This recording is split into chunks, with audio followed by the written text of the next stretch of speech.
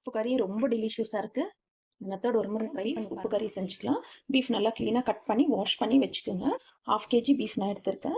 First ஒரு கடாயில் oil ஊற்றி வச்சுருக்கேன். காரத்துக்கு தேவையான அளவு மிளகாய் எடுத்துங்க. நான் விதையெல்லாம் எடுத்துகிட்டு வச்சுருக்கேன். இது குண்டூர் சில்லி தான் போடுறேன். உங்கள்கிட்ட குண்டு மிளகாய் இருந்தால் ஆட் பண்ணிக்கோங்க.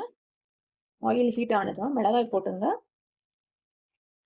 ஒரு சின்ன துண்டு பட்டை, ஒரு 4-5 லவங்கு போட்டுக்கலாம். பூண்டு பொடியாக நான் கட் பண்ணி வச்சுருக்கேன். இதையும் ஆட் பண்ணிக்கலாம்.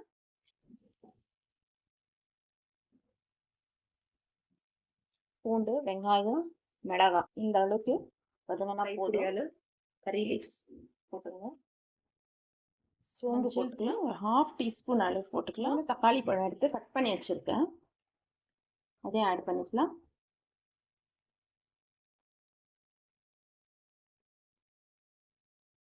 நல்லா வதங்கட்டும்.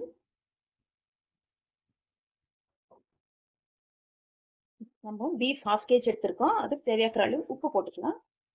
கல் உப்பு தான் போடுறேன். உப்பு போட்டதுமே நமக்கு தக்காளி பாருங்க நல்லா வதங்கிடுச்சு. இப்போ நம்ம வாஷ் பண்ணி வச்ச பீஃப், தக்காளி, வெங்காயம் வதங்கினது அதில் ஆட் பண்ணிக்கோங்க. இப்போ தண்ணி ஊற்றிக்கலாம். நம்ம பீஃப் குக் ஆகிறதுக்காக தண்ணி நான் 1 glass அளவு வாட்டர் ஊற்றுறேன். இது க்ளோஸ் பண்ணிட்டு ஒரு 40 to 45 minutes அப்படியே விடுங்க.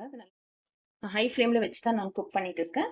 ஒரு 10 minutes ஹை ஃப்ளேமில் இருக்கட்டும். அப்புறமா நம்ம மீடியம் ஃப்ளேமில் வச்சு 45 minutes விடலாம். நம்ம உப்பு கறிக்கு நான் டைமர் வச்சேன். இது பீஃப்ன்றதுனால எனக்கு 1 hour ஆகிட்டு குக் ஆகிறதுக்கு.